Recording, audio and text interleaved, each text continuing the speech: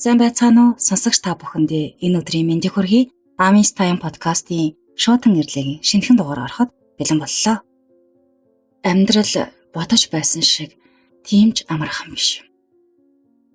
Би 3 хүүгийн ээж ингээл нэг бүсгүй.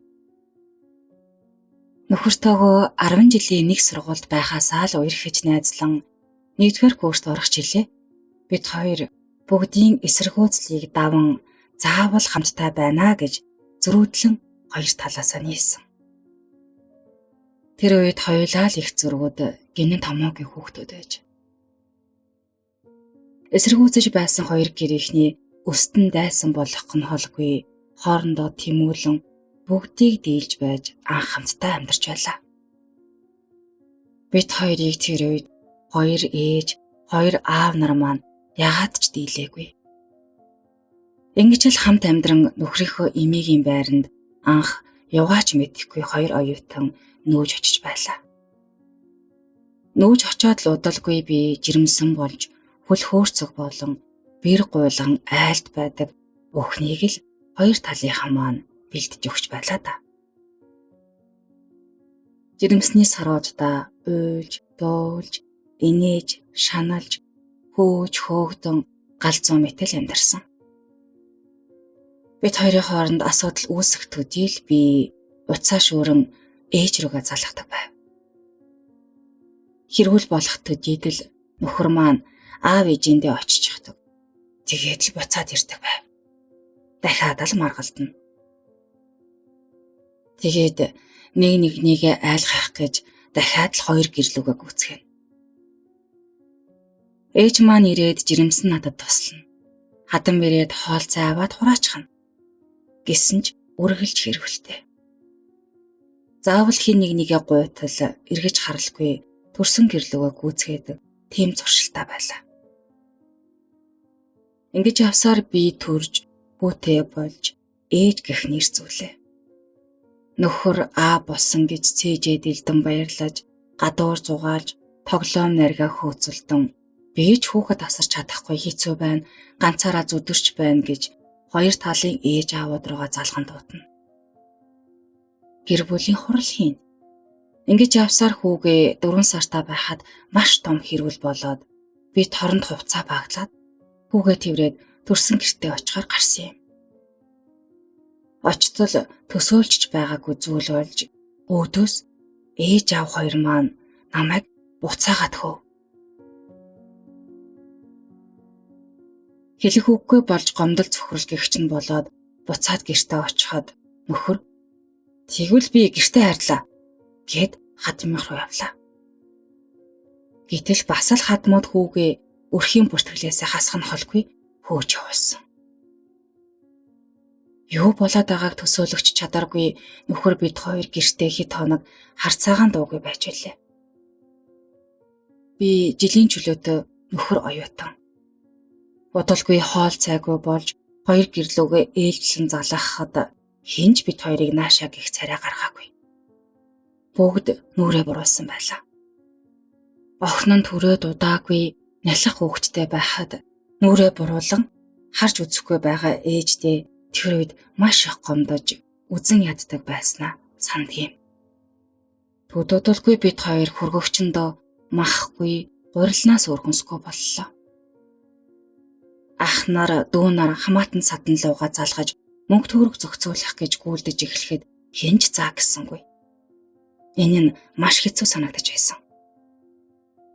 Найзуудаасаа хоолны материал хүртэл гуйж хэд хоногоо аргалж үзв. Байдал уламжлалт орцсоор.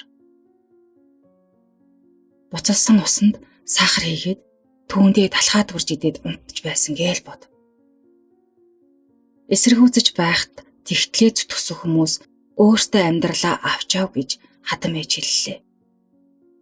Ямар их уур хурж өмөрч байсан гэж санана.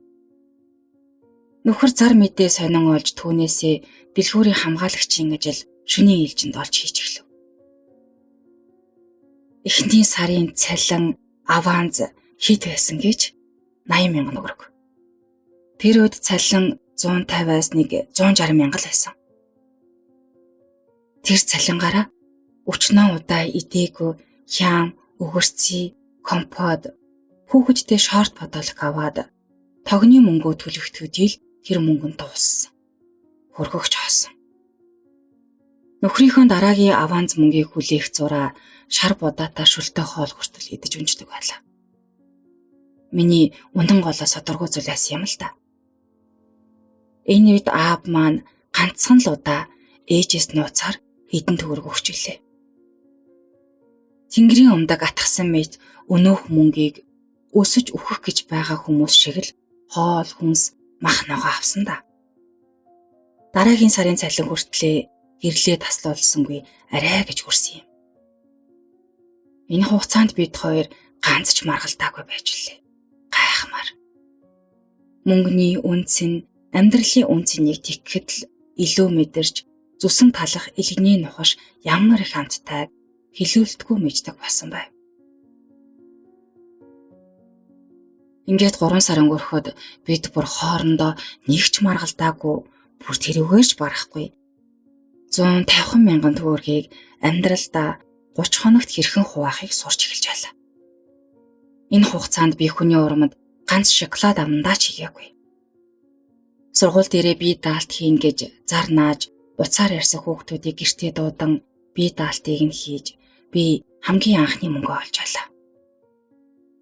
Олсон мөнгөөрөө гэртээ будаа талах бариад орж байхдаа анхудаа өөрийгөө том хүн болсон мэт санаж билээ. Мэдээж дуртай шоколад авч идсэн. Амттай гэж яана вэ? Нөхрийн төлбөрийг намар нь хадмад хийгээгүй байсан бол тэр үед сургуульгүй л болох байсан баг. Хинж тоохгүй хаягдсан бид гурав хоосон ч хамаагүй гэртээ байхаас л өөр аргагүй болсон юм да. Гарч зугаалах, тансаглах мөнгөгүй юм чин өөрч хайчхав. Хажуу айлуудынхаа хаалгыг залхтал тогшдог байж үлээ. Уучлаарай, тос байвал өгөөч. 1000 төгрөг зээлээч. Гэдэл тэр үед 1000 төгрөгөнд 300-ийн атар талх аваад 500 төгрөгөөр нь килограммын жимсний чанамал барайн грамлж авдаг. Тэгээд үлдсэн 200-а бох ахваас ч харамлан хадгалдаг байв. Бид гурав хэцүүхэн 18 сарыг ингэж давж илээ. Хамгийн сонин нь тэр 8 сард нөхөр бид хоёр нэг ч хэрэлдээгүй, маргалтаагүй. Харин нэгнийгээ хайрлаж, өрөвдөж, гамнаж, ядрахыг нь харж дэвчиж сурсан байлаа. Хожим сонссон л доо. Тэр үед хоёр ээжийн маань санаа байсныг. Хоёр ээж маань эрхийн тэнийг хоёр хүүхэдтэй аав ээж болгох гэж амьдрал үзүүлэх гэж бүгдээрээ ярьж хуйлдан бид хоёрыг хөсөр хайсан байсныг сүүлд нь л мэдэж байлаа. Одоо эргээд ингэдэг ботход хэрвээ тэр үед тэгэж аав ээж нартай хаягдаагүй бол бид хоёр амьдралд алгадуулаад хэдийн хоёр тэрш болох байсан байх таа гэж боддог. Ухаан суулгаж байгаа л тэр байж. Хасууд минь маргалтаж муудан хэрүүл хийж гарч явж нэгнийгээ чадаж гомдоож байгаа бол та нар хэвтэрхий завтай байгаад байна. Бас та нар баян байна л гэж хэлмээр байна. Амьдрал чинь дэндүү амар байна. Тийм болохоор л амьдралынхаа гол үнцнийг мэдэрч чадахгүй байна. Энэ бол өнгөрсөн хугацааны миний амьдралын ухаарал. Ядарч үз, өсөж үз, зөвхөрч үз. Одоогийн ийм амархан нийгэмд туйлыг нь үзэж байж нөгөө туйлыг нь мэдрэх болно. Хүүхдээ өсөхгүй, дааруулахгүй, шүн айлгахгүй гэрэлтэй байхын тулд бид хоёр тэр үед өөрсдийн мэдлгүй ээж ав болж хариуцлага үүрч сурсан байж үлээ. Залуу хосууд минь ийм үг байдаг да. Өнөөдөр би баян болохоор бусдад өгч сурсан юм биш. Би юу ч үгүй хоосон байх ямар байдгийг мэддэг болохоор өгч сурсан юм а гэж.